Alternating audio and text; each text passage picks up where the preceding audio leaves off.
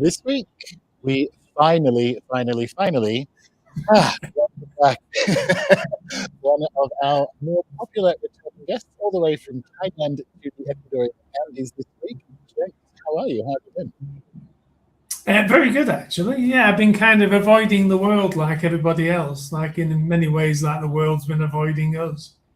Yeah. There are some places where that's easier to do. I'm here. We were just talking. I'm here at an ayahuasca retreat in Ecuador in the Andes, and it's it's a good place to avoid the human world anyway. Well, it's one reason why I did actually work most of the work on this book that we've just kind of put out to clear the decks, because I just wanted to, get away from people. I second that. Yeah. We could all do with getting away from people for a while because Yes. Yeah. Everybody's gone a bit mad. The whole world has lost its fucking mind. There's no question about that. But anyway, the reason I said finally for people who are listening, and I started the show with this week, although it's May 31st. I think this is the only episode for May. But Jenx has been tremendously patient because I've been trying to keep as regular as possible. I thought I'd get down to fortnightly with episodes, but I arrived in Ecuador and the internet was really good, but I was sick. And then I get to a little city of Cuenca, which is amazing, by the way, near where I'm staying now.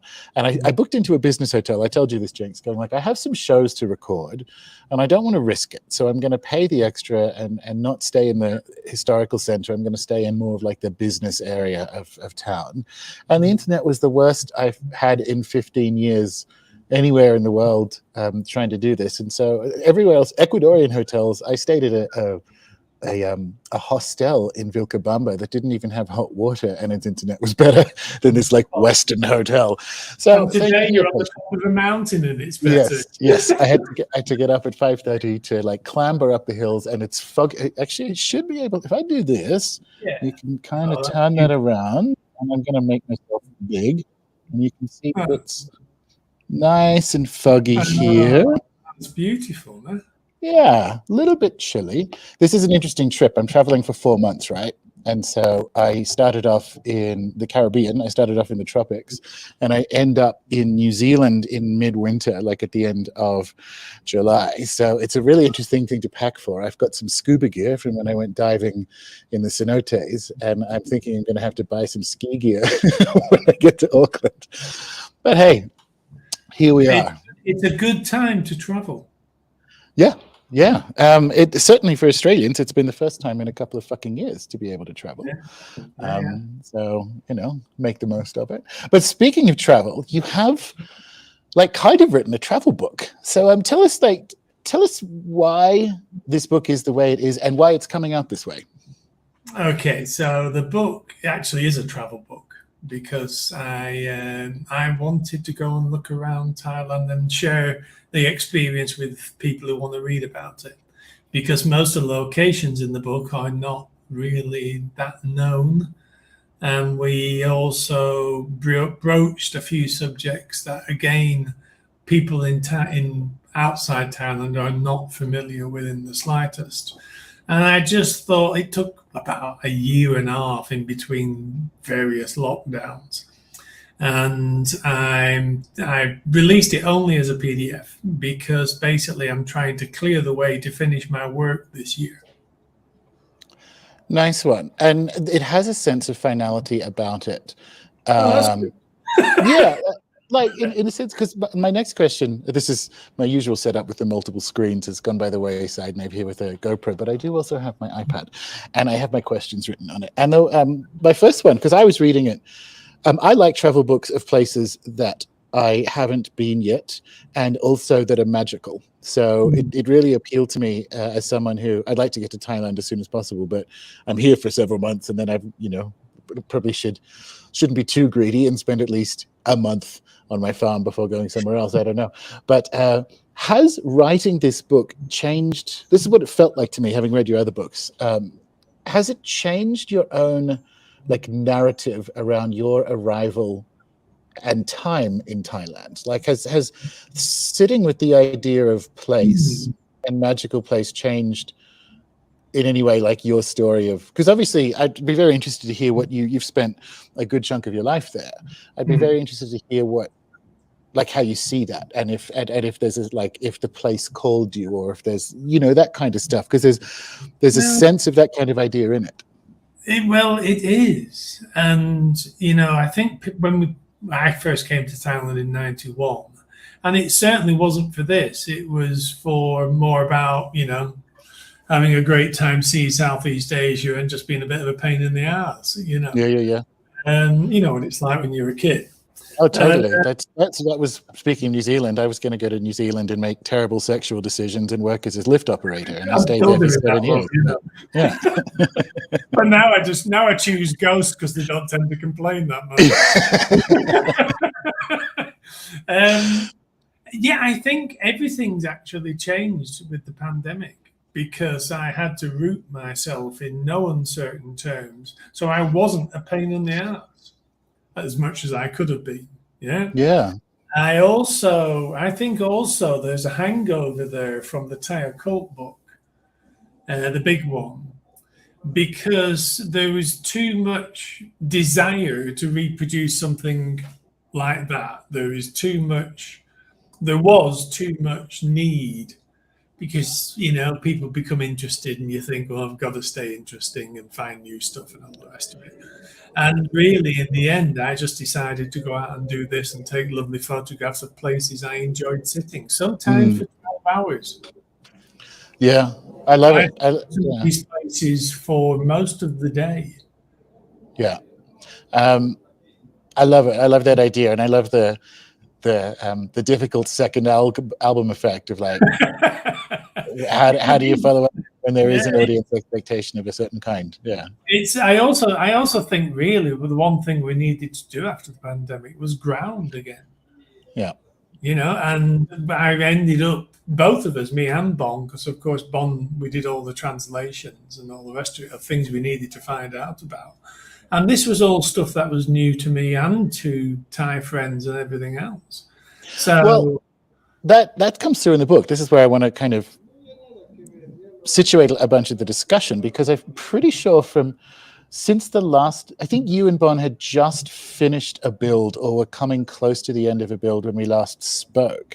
Yeah. And it seems to me, because I mean, there was a lot of myself in the book in a funny way. It seems to me like, has having a place changed your understanding of the primacy of place? Like, it's a travel book, so it's about it, but there's more of that sensitivity and awareness of place and place spirit, and the importance of that, I think, in this book, which I think is a big part of its value outside of a travel book. Does that make sense? It makes perfect sense, because basically we had to make a piece of land ours. We had 9 monks come in to bless the house and to do certain ceremonies, and every single Adjarn we know popped along. Cute. Most of them ended up sat outside having really nice coffee and having a nattu, because there's just not enough room for them all, to be honest. Adjarn went through the process of creating the spirit house for us and guided us in that, and it's a very tangible thing.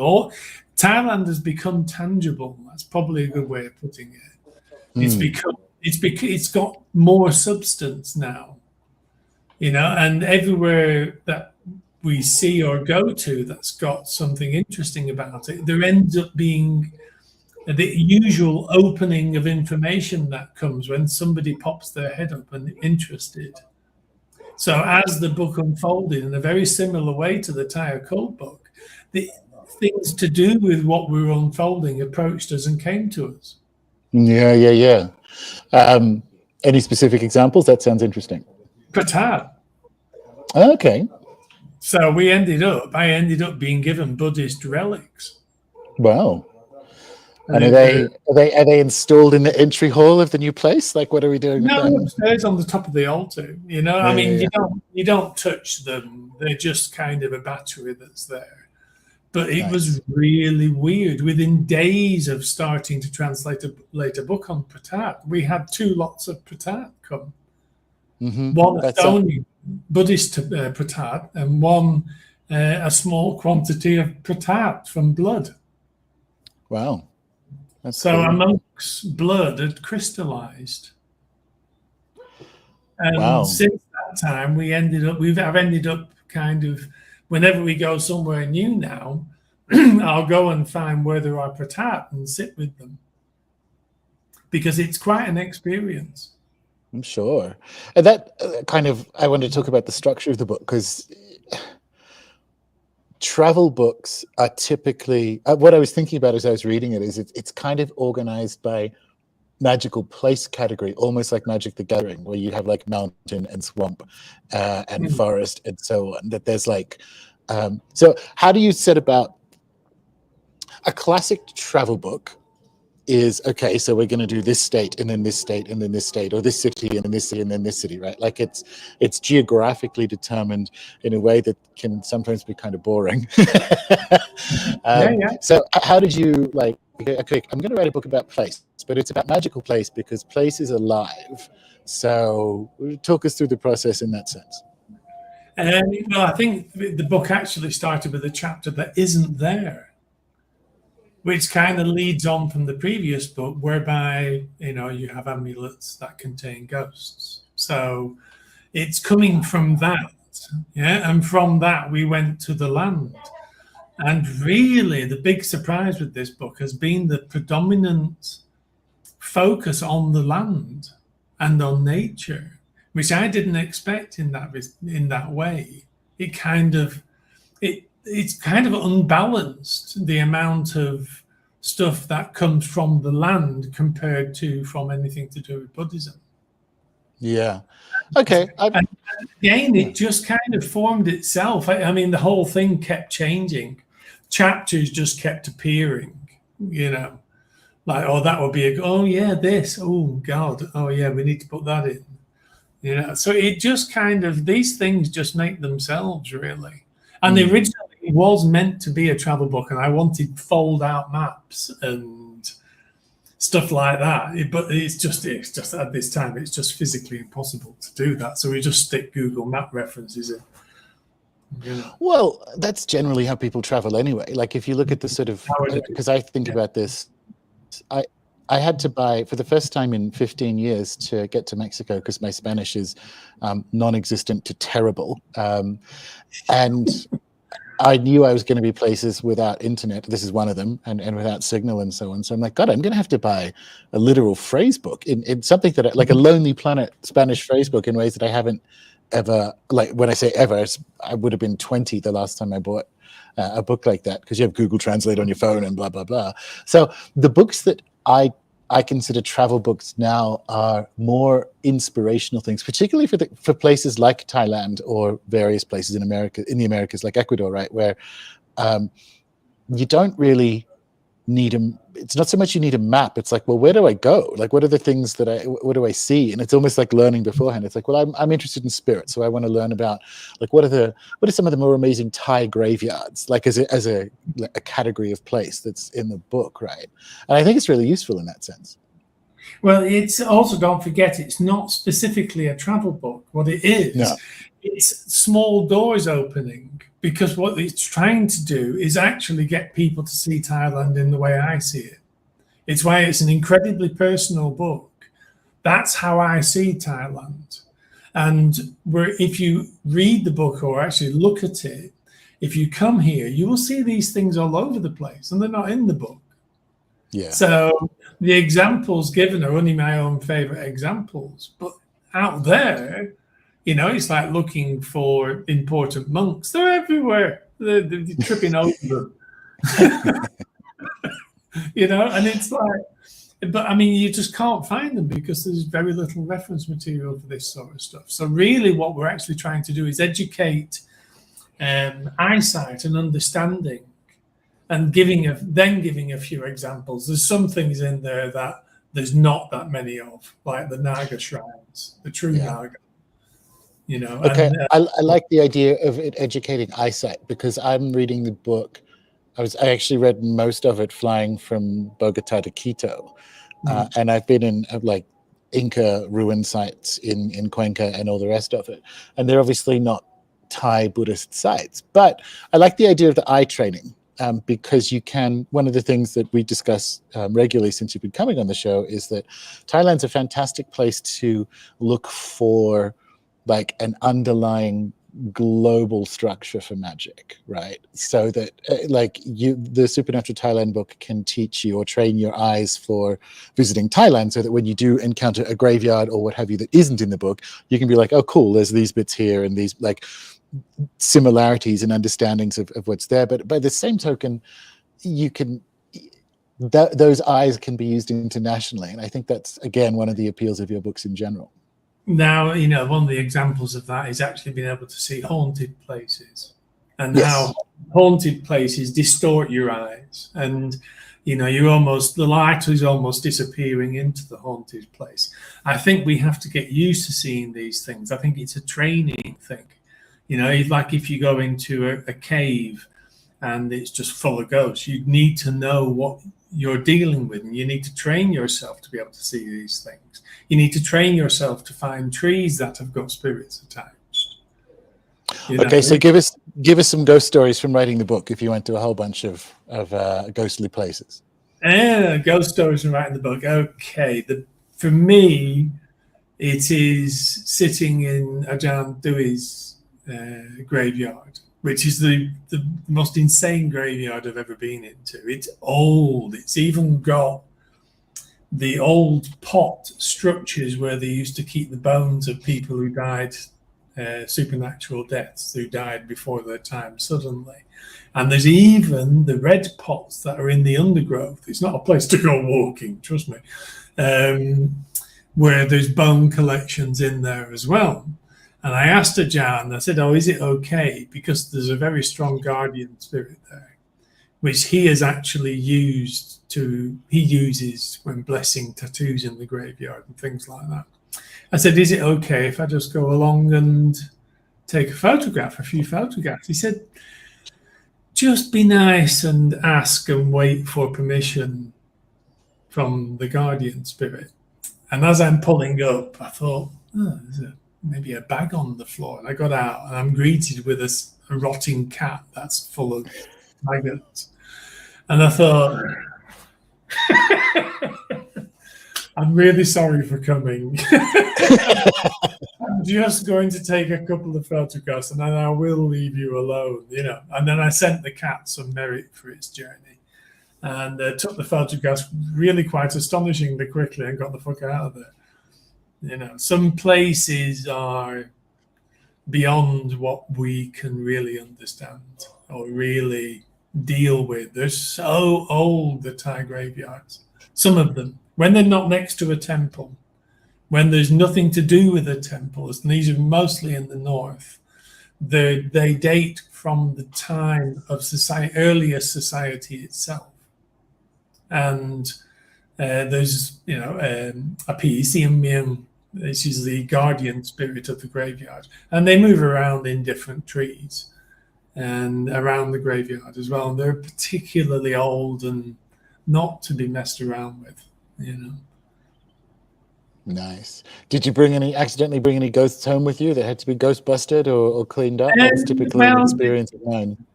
I'm dripping with them anyway. Well, you can feel it. I mean, this is something that we need, it's what the last book is really going to be about. I'm going to add loads of things about what we have learned about practice and what to do and how we should do it, what we should aim for, when we should stop thinking about it and just get on with feeling it. It's going to be really difficult to write that, but I'm thinking a good 10 or 15% of the last book is going to be on that. With coming home with ghosts, you should notice extra weight. You should notice extra shadows out of the side of your eyes. It's in peripheral vision, you will often get the associated thing. And also feeling any heaviness you feel. And in which case you get the bucket out and you get the local herb that we use for cleansing the body and removing ghosts called sompoi. This is sompoi. This is it's just like brown pellets, and this is from a very famous monk. And and you just put it in a bucket of water and leave it in water for 30 minutes, bless it yourself, Namo Tassa 3 times, and then pour it all over your head as fast as you can in the time it takes to say Namo Tassa 3 times while facing the setting sun. Gotcha. And it will clean you. It'll do it.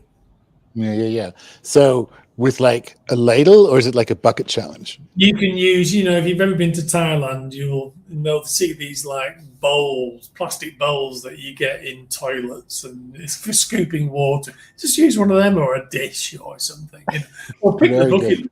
That, it's just a matter of it all got to go on the head.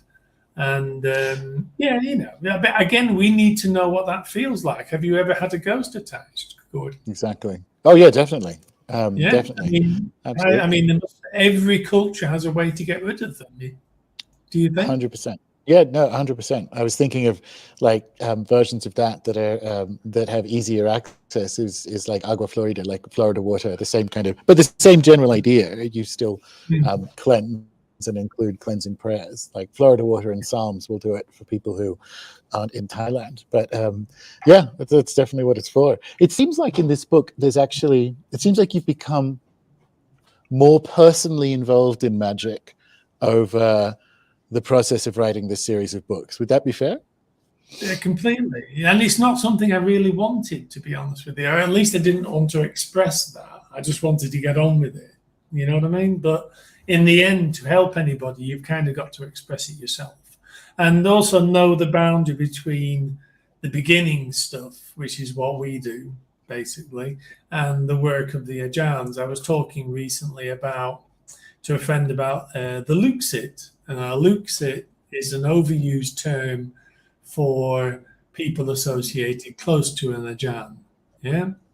But there's 2 types. There's the one like me who has access to them. You can hang out, you can have a nice time, and they're always there to answer questions. They will help you in any way. I help them any way I can at the same time. And it's a good support thing. And then the other way is to learn the magic. And I don't really know any Westerner yet that's close to learning the magic. A few have learned Sakya. And also it's a bit of a thankless task, to be honest with you. We should be happy. We should be happy with getting to live in the world of magic. Any more than that, do we need it? So I have this, I've used this for like 20 years, maybe more, is just because you have teeth doesn't mean you have to be a dentist. And it is a thankless task. And I would be immensely grateful to operate in a culture where I did have access to Adjarns. So there's the kind of folk magic, ghost cleansing kind of things that are available to everyone, such as yourself. But when you need the specialist stuff,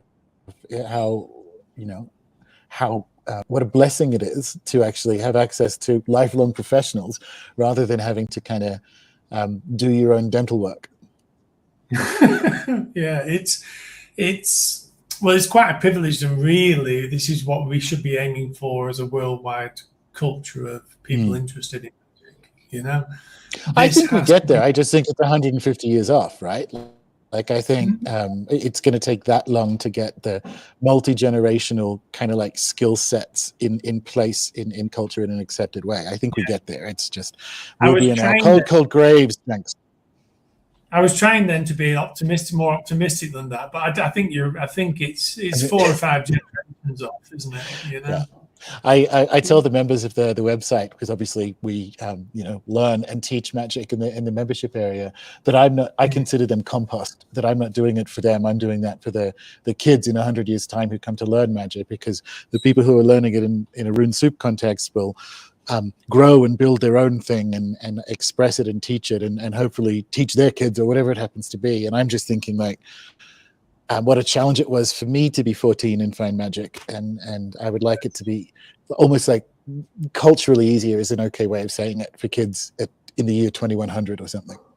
And you never know when a magician returns. True, very true. There's a few around here that I'm convinced, and they just have such a natural talent, that they have the possibility then of changing the world and how we view these things. Well, it feels like that's certainly happening, and it's one of the things you've caught the current of in terms of facilitating and not doorkeeping in an open close way, but almost like maitre d'-ing. I wasn't made well. Yeah, maitre d'-ing like Thai magic and like genuine Thai magic into an international audience, right? Because in fact, Kiana in the chat is saying, "Mr. Jenx, an amulet arrived from you today," and which is cool. And I mean, I had one.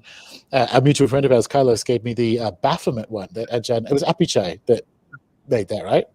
Yeah. So I've done a lot of Bafflement work, and I've in fact done like an 11-day Bafflement fast, ending in like the Hellfire Club's tunnels outside of London, there in High Wycombe, and the feeling like Bafflement is in that talisman. That's very impressive because it's not something he has like a cultural connection to. And when Carlos gave me that in Playa at the Astrology conference or the Astronautic conference, and it's incredible. I just held it in my left hand and I'm like, I'll be goddamned. Baphomet's in that. He's a magician come back. He's Adjarn Apichai, and he travels the world, the realms well, and he believes that if he has enough information and he can access them, he can persuade them to come into the amulet and help people. We're about to do a Red Tara. Wow. Kurukula, I think her name is another name. Kurukula, yeah. And we've done some Lilith. We did 9 Lilith, which were extremely well received. But we're not going to, I mean, this is Thai magic. These are done really as a favor, to be honest with you. We Bafflement as a favor, and it turned out we ended up, selling. Oh, it's excellent. Yeah.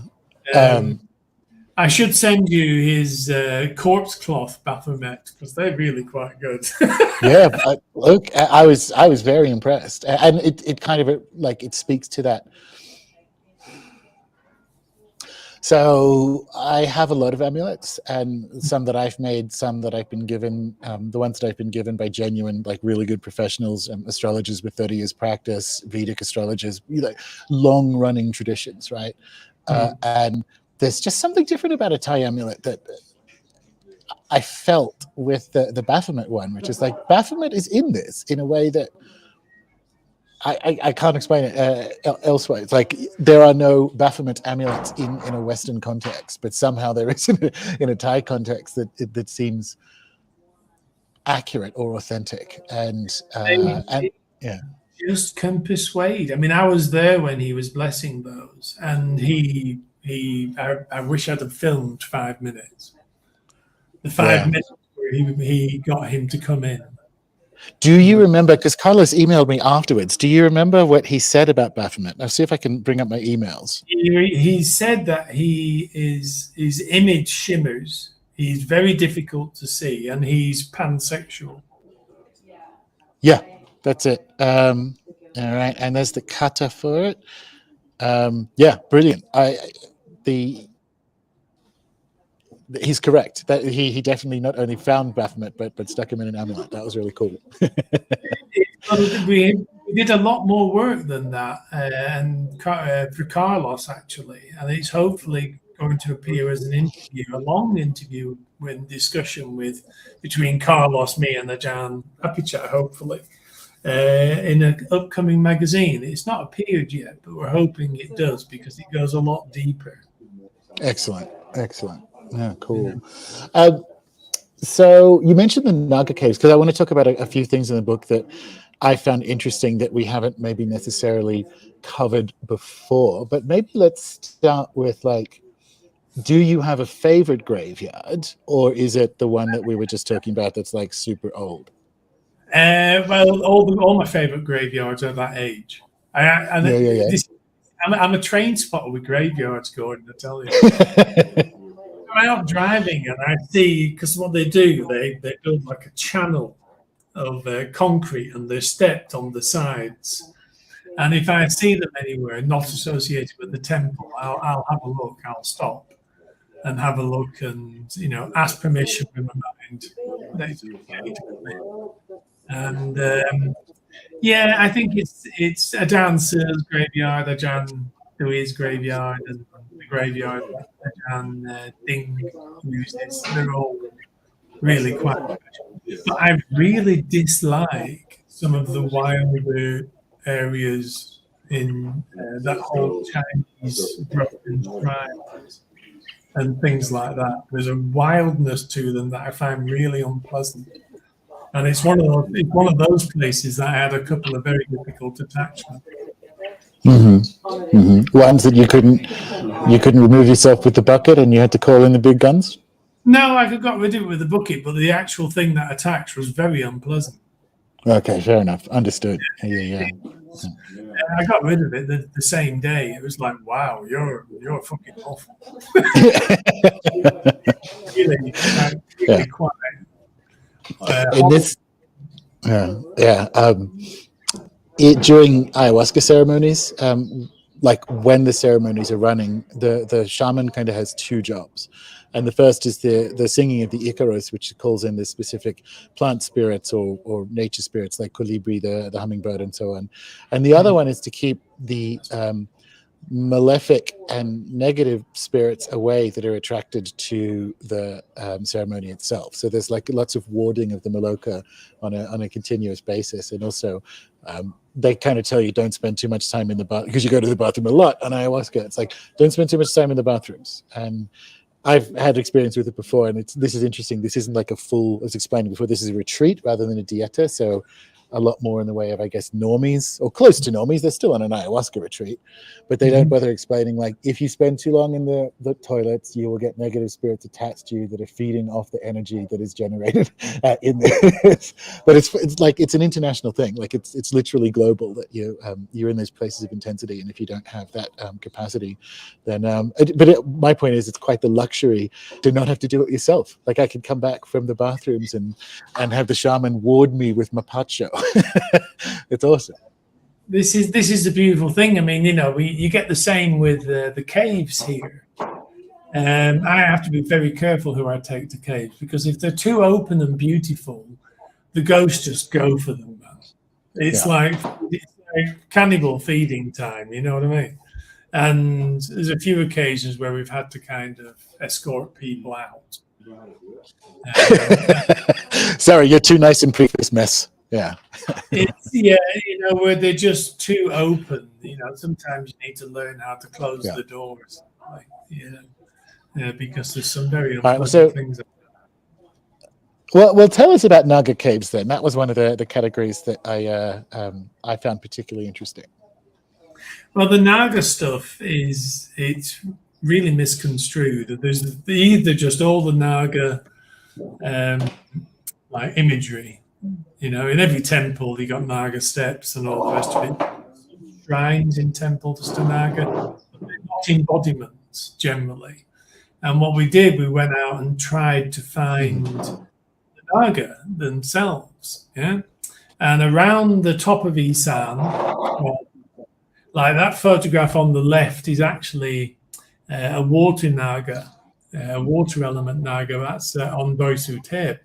The one on the right is the first place we went to, which is Kamchanot.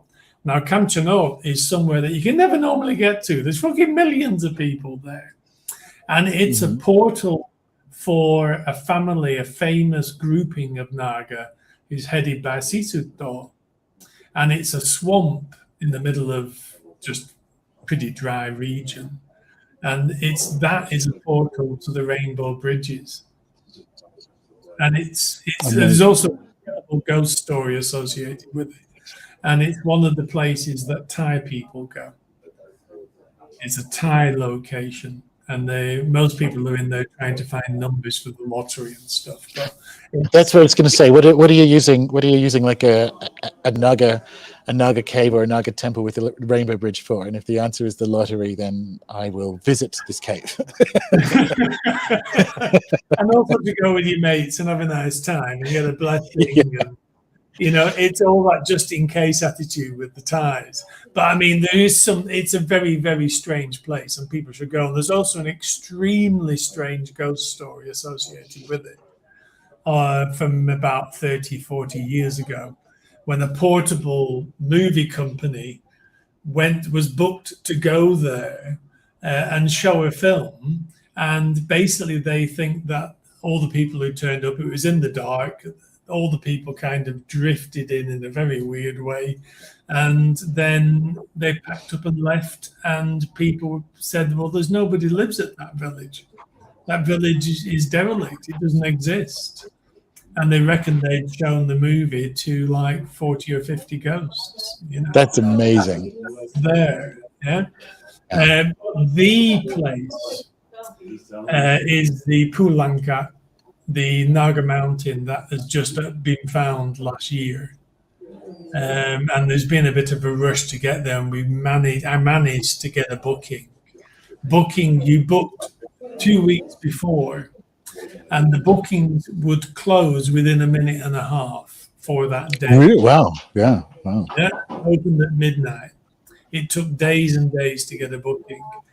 It's pretty much straight up, about a kilometer. Mm-hmm. It's utterly exhausting. But the place itself is really it's amazing. The photographs do not do it justice. I actually stopped photographing. I apologize for that. But I think people should just go and see it. It's utterly astonishing. And I studied geology at university when I was a kid. You know? But the rocks in this place weather in a way that cannot be natural. And the way they break and coil, it cannot be natural. It is too strange that I've never seen anything like it anywhere. And if people can get in, because they keep closing it down, it's the place at the moment to go and visit. Amazing. And where geographically is that? You know, if you look at a map of Thailand, face on, and you've got like a bulge at the right hand side, it's the top of going around. That's the land of the Naga. And Kanchanot is there, and Pulanka is there. It's from Udon, it's about a 4-hour drive, for the last hour and a half of which you're just in the middle of nowhere. It really is in the middle of nowhere. And it's a pain in the ass to get to. It's utterly exhausting as well. But so this is an interesting question, I think, anyway, because and I want to ask specific things. I want to do I want to do a Ghost Boy next, because I love that stuff about Thailand. But you kind of bring up an interesting point. That's in the middle of nowhere, and this is a travel book, and the majority of the audience is American, which means they get 2 weeks annual leave, which is just criminal as far as I'm concerned. But anyway, what would be for someone who listens to Rune Soup, so is interested in magic, probably does a bit of magic, whatever. And let's say you've got 10 days in Thailand. You don't have to go day by day, but just if you've got 7 to 10 days, what are the 4 things that you'd be like, oh, you want to see this, you want to see this, you want to see this? So have you thought of that? Go and experience a city pillar. Go to Bangkok and go to the city pillar near the Grand Palace. It's dead easy to get to near the Grand Palace, and go and sit in there, because under there are people who were killed to protect the city as very violent ghosts. Now, I think it's an experience worth having, because these people, after their natural lifespan, will become an angel. So the feeling is not as you expect. It's really quite beautiful. Is that why? Because I learned in the book that astrologers are used to determine, or used to be used to determine, who would be sacrificed underneath a city pillar. Are they looking for people who'll turn into angels at the end? What are they looking for? Everybody will turn into an angel. Everybody will rise from being a ghost once they get past what would have been their natural lifespan. They will move on Whether they do something to actually enable them to be an angel, I don't know. But these are also people that are being praised. They're held within a city pillar for a function. So I think their spirits will remain there and be held there. All right. So city pillar in Bangkok, because presumably that's where people will be landing. Yeah, and it'd be very easy to do it. Also, go to near to there is one of the Patat places I mentioned in the book. A wat near to the river. It's like 10 minutes walk away. Go and sit in there. But when you go and see Patat, these are Buddhist relics. Don't speak. Don't wave your arms about. Just go and sit down for 20 minutes near Patat, and it will change your day. Also in Bangkok, if you have time, go and see the Patat at the Golden Mount. Very easy to find, beautiful place to visit anyway. The third thing is some of the ghost shrines. You need to experience at least one. Really, it should be Wat Mahaput, because you have two there already. You've got Menak and Nong E, and they're very easy to find. Go and see them and experience those. Menak is like a small nuclear reactor. She's a very potent force is in that particular shrine. Nong E is a little boy, little skeleton of a boy in a glass cabinet, and you can leave him money so he can spend in the afterworld. But whenever you go and see him, just send him a bit of merit. And something funny always happens after seeing Nong E. I've sat in water, I've tripped up, been soaked in rain. Something playful always happens after that. And the fourth thing would be come to Chiang Mai. Walk around and walk around the city at some of the temples in the city. If you get the chance, see, everything's really a bit far out. It's not easy to get. So I would say just come to Chiang Mai, walk around the temples within the main square, but visit Chedi Luang, Wat Chedi Luang, because you have Chiang Mai city pillar, which is way older, and no women are allowed in there because of its age. That was the original WeChat. And at the back of that place, you have the Patat of Luang Puman, who is one of the greatest meditation masters ever in Thailand. So that's probably the easy way. Yeah. So a couple of days in Bangkok, a few days in Chiang Mai. Is there a cave that we can get to anywhere in between those two? Well, not in between, but like. If you're in Chiang Mai, you can get about 15 kilometers outside Chiang Mai. Tam on. Go there. But just keep your guard. Okay, good. Otherwise, you'll be staying there. Yeah, gotcha. Oh, very good. So you mentioned, so was that Naga Cave, was that one of the ghost boys you mentioned before? Like, tell us about, what's a ghost boy, Jenx? He was just, like I was saying, it's just a very playful little ghost at this temple in South Thailand. I used to play with some of the rebels down there, the communist rebels, and play tricks on them and keep stealing things. Just very playful and loves it. And then he also started giving away wishes. Mm-hmm. And from that, you get to today. It's just insane down there. There's 3 or 4 statues. This is Pulanka. Yeah. There's 3 or 4 this statues. Is what you mean by... Yeah. Okay, so let's go back to this a minute. If you're looking at the way that weathering occurs above and below the bed, that is impossible. Right. So that's just snake. That's what that is. That's not. It's stone. It's not snake, but that weathering is impossible. Well, that's what I meant. Yeah. Cool.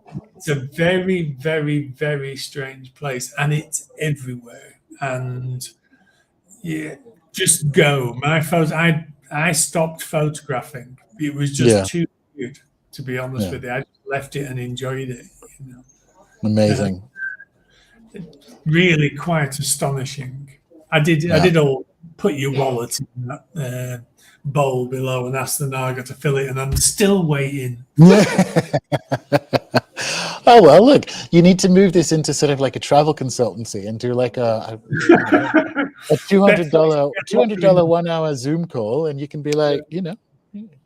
Well, you know, going back to Apichai, what I love about Apichai is the fact that he likes chickens. Yeah. Okay.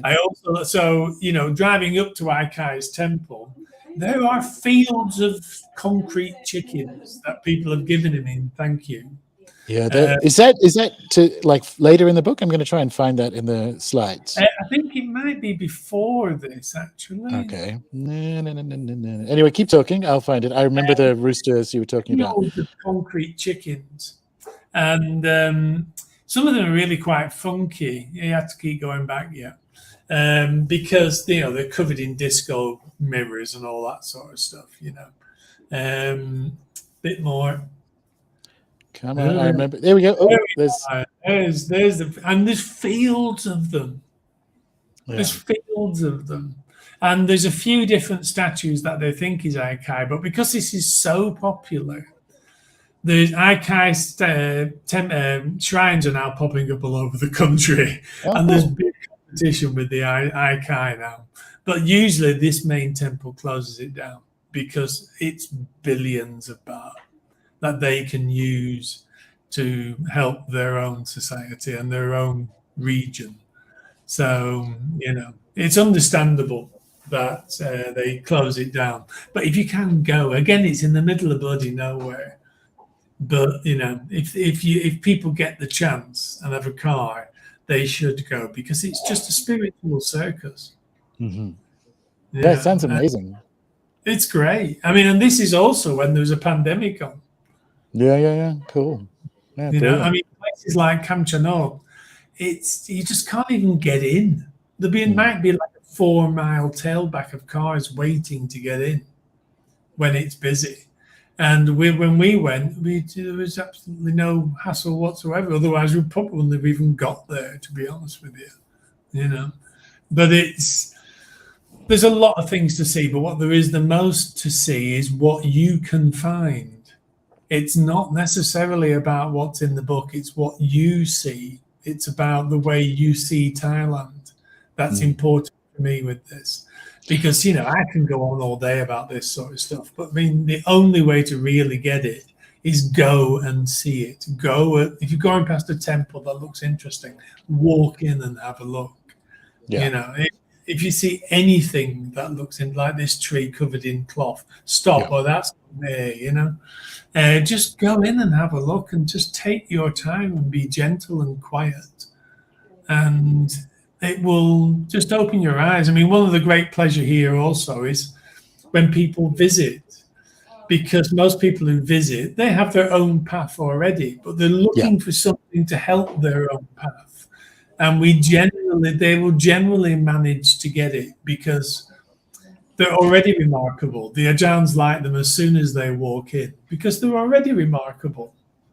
But they just need something. They just need a push one way or the other. And we usually find a way to do that for them. And this is like the visual way to do it. It's the way to do it for yourself. So you're not relying on an Adjarn if you don't want to see one for whatever reason. You can go and find something that you can relate to and take it home in the experience. That's a good point. How does one find an Adjarn? Like, if you roll up to a temple, do you say, you got any spare Adjarns I can talk to? Or is it something you arrange beforehand?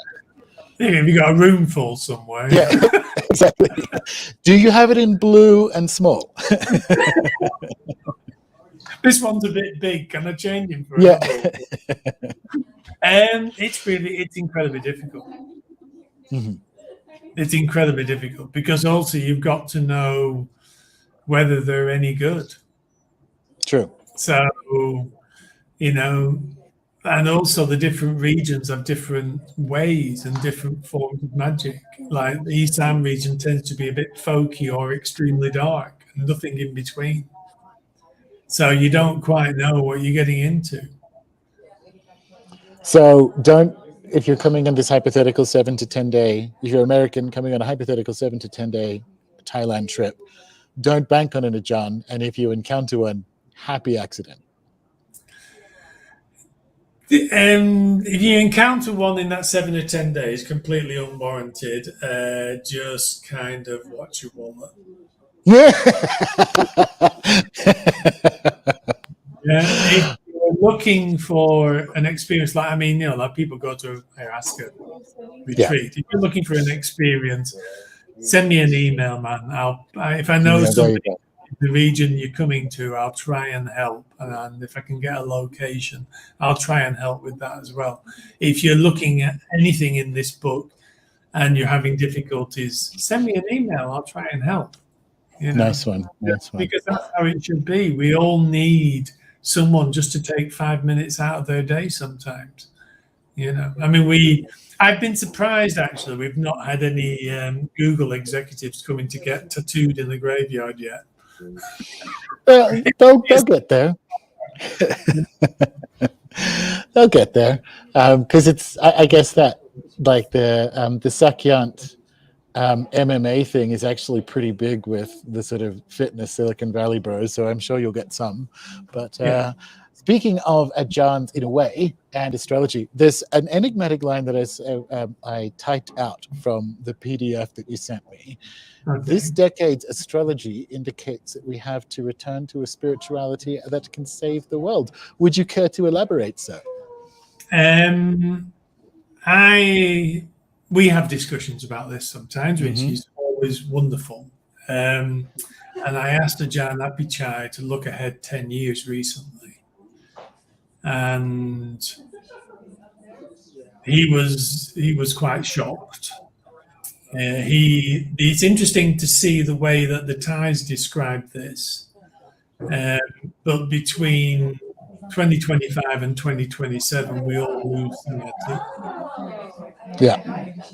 We all lose focus. So there's something going to go on, and we all got a good idea as to what it's going to be. But there's stuff going to go on where basically it becomes more of a matter of surviving and being able to kind of have our spiritual existence. Yeah? Yep. So, those dates came through. So in the models that I look at, so it's late 2024 to 2027 is World War III, and that's just what it is. Yeah. And I've been saying that since the beginning of the decade. And it was interesting when you sent it through and Adjarn Apichai looked at this decade. He's like, wow, that's the bit that's off the chart. He's never seen, he was actually quite shocked. He's never seen anything. I haven't seen anything like it either. And this is mine's the only show that got the Ukraine war right to the month. And I'm saying that this is when World War III is, and it was validating and alarming. Adjarn Apichai said the same thing, especially here at the ceremony, on our first San Pedro ceremony, when it was my turn on the mat, so to speak, in front of the shaman. She and I were in complete alignment on the times as well. And I'm like, good. Everyone might want to get to Thailand next year. This year or next year. If you're lucky, Adjarn is actually forecasting a widening of the European war from New Year onwards. Same. That's Q1 is when Q1 next year is when the shooting war starts in Europe.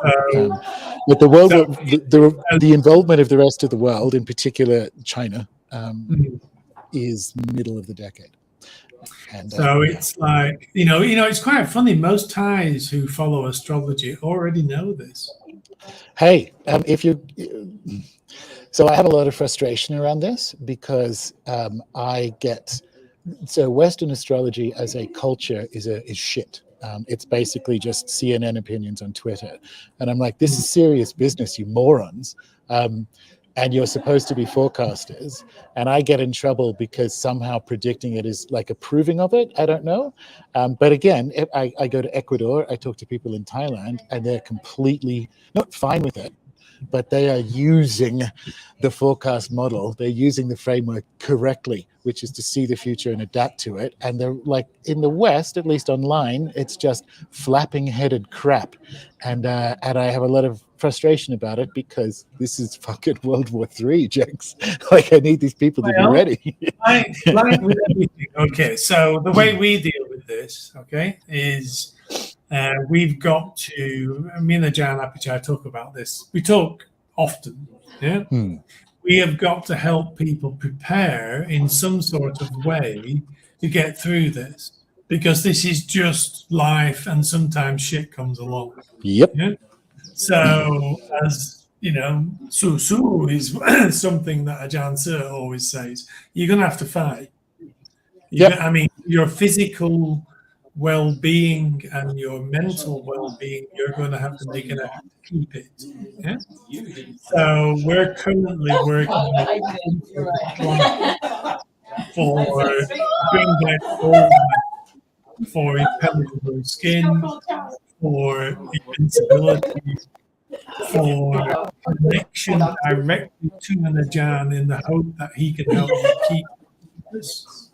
And we're exploring very, very strange WeChat at this time in the hope that it will help people. And we're going to do another refuge in the Buddha this year because we're going to need somewhere to go mentally. Yeah. Because I like the way he's framing. Yeah, I like the way he's framing it. 2024, 2027, the whole world loses focus. Because I've been thinking about how that will play out specifically, and I wonder if that's like a multiple years where we don't have internet. Do you know what I mean? Like, it's so losing focus would be like losing coherence. Yeah, it's hard to say. It is. Yeah, I've had the same thought. You know, do we keep currency? Are the banks open? Is there any petrol? All that stuff. Yeah, but that's not what he was saying. He was saying that everybody loses their anchor. Interesting. But see, I think that's internet. Like, do you know what I mean? Because everyone's distributed, and I don't mean because I'm actually not, for someone who's a podcaster, I'm not super pro internet, to be perfectly honest. I think losing an anchor, so it's just me and James living in southern Tasmania, and if I didn't have the internet, I would speak to no one. Right? And so that's like losing an anchor. To be honest. Yeah. Losing an anchor is that kind of stuff. In Martin Armstrong's model, like the US dollar loses its reserve currency status by the end of 2024.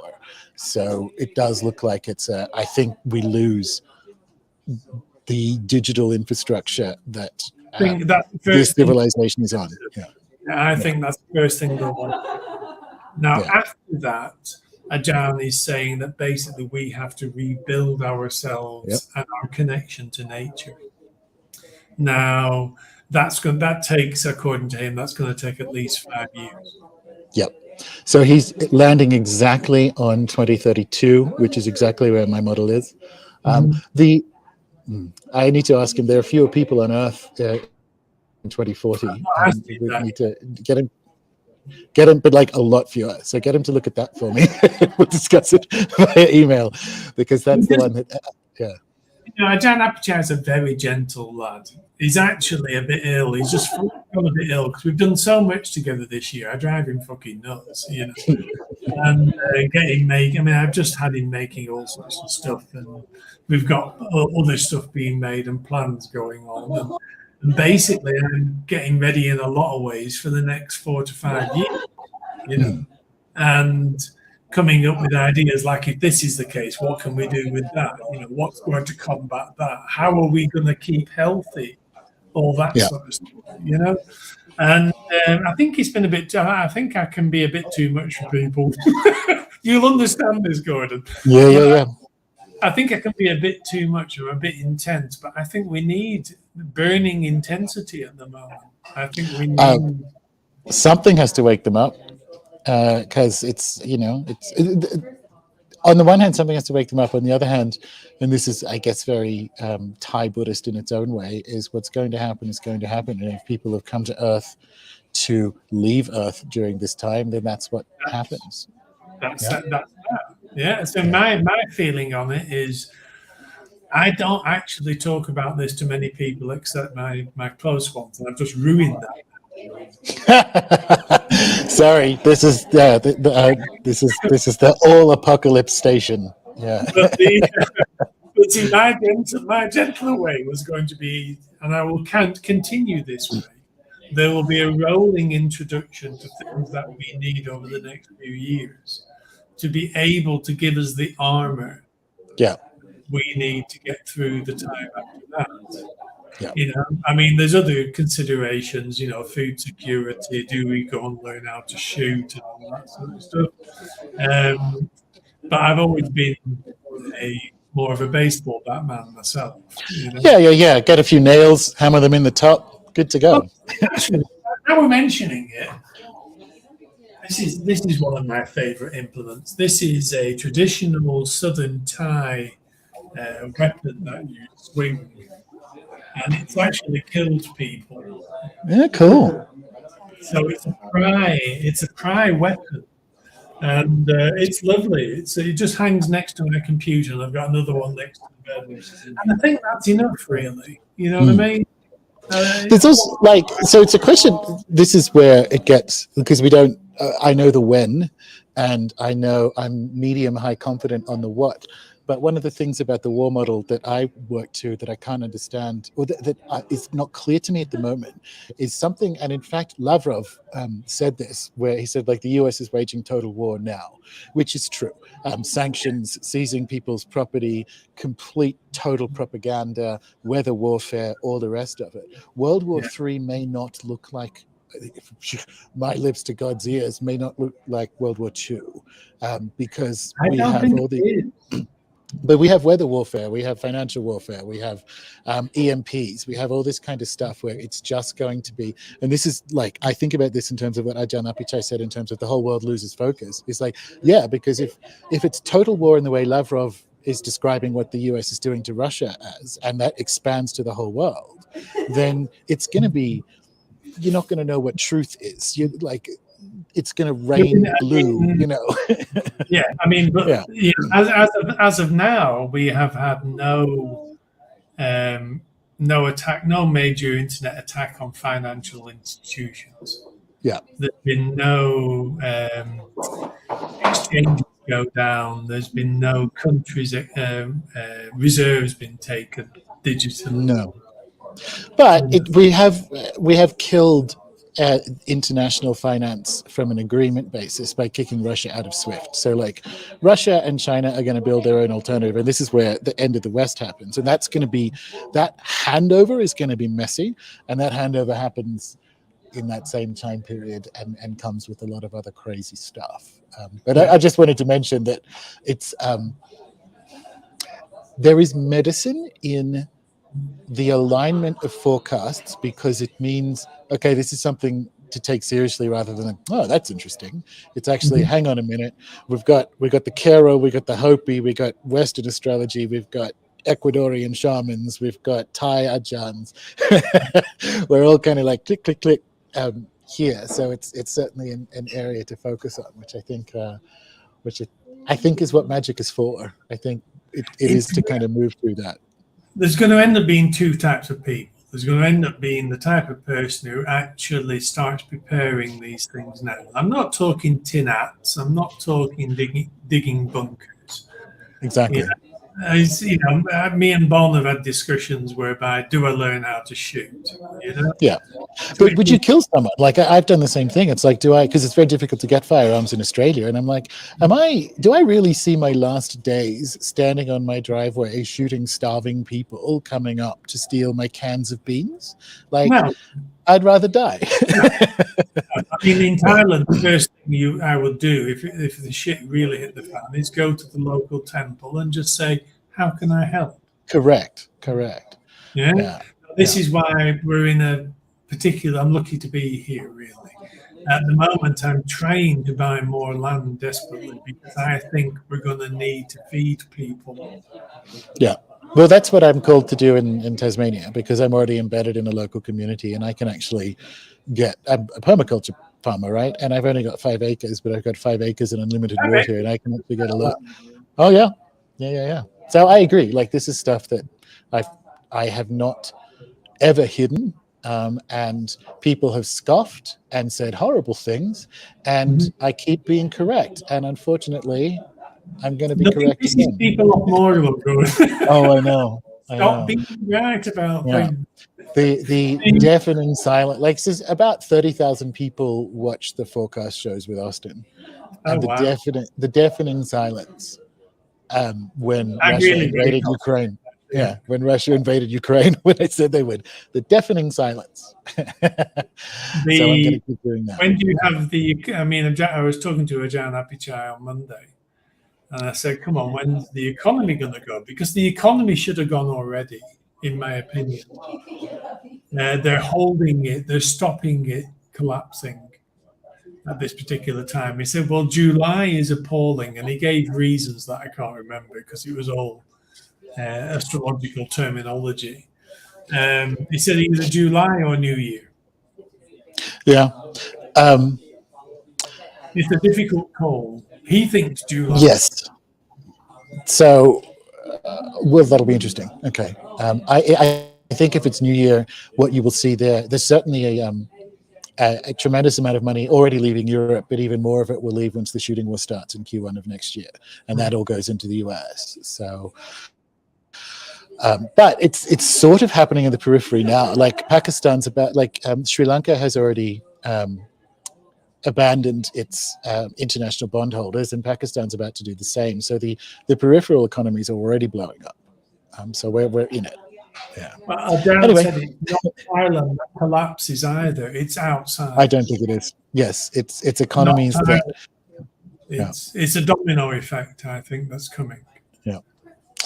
Yeah, exciting times. Like I said, if you if you're living in times, you know exactly. what I mean? It's and this is what, if we all have to go back onto the land, that in itself is a spiritual awakening. Yes, I couldn't agree more. This is where I think that it's going to end up.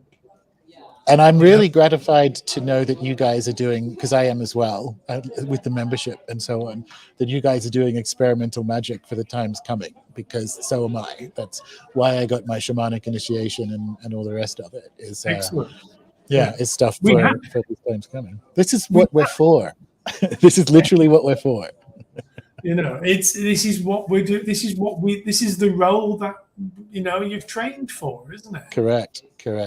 And if you're listening to this and you're resonating with it, that's probably you too. And that Chinese saying, the best time to plant a tree is 100 years ago. The second best time is today. Is go for it. Yeah. It's just, I'm not even worried about this, to be honest with you, Gordon. I see it as quite an exciting time. I put it all in the bucket. Like, one of the things I came here to do is heal from the pain of knowing this was coming, and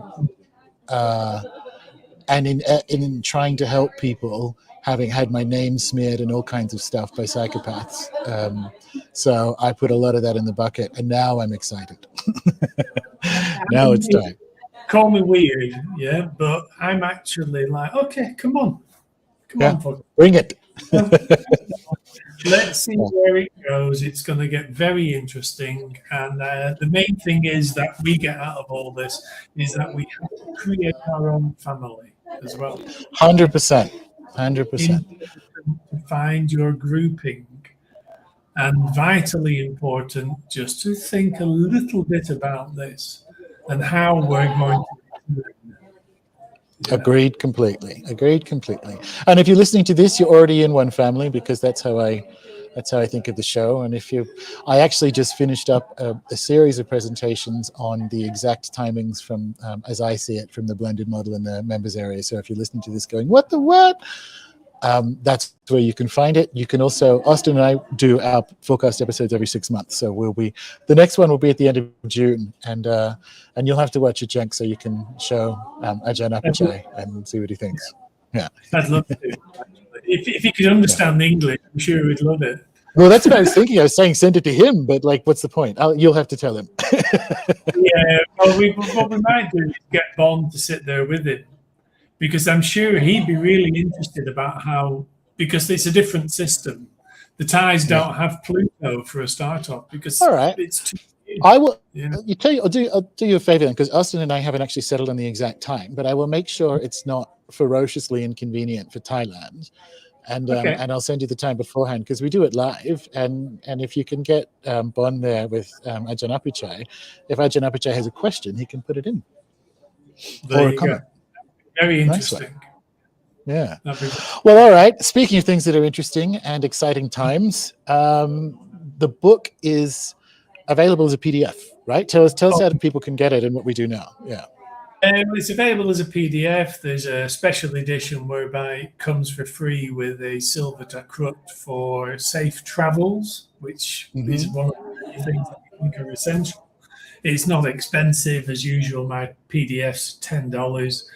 If at some point, everybody and his dog buys it, I might actually have paid for all the travel in the book and staying at very nice hotels as well, I might add. You know what I mean? Yeah. But I mean, this is just clearing the way. I have 3 projects this year that I will finish before the end of the year. And it's clearing the way, ready to have a bit of time off and step back and be of service to people. Hopefully. Yes, I've got to get the final book of my dot trilogy out next year for the same reason. I'm also not printing any of them. Yeah, I'm not printing the last book.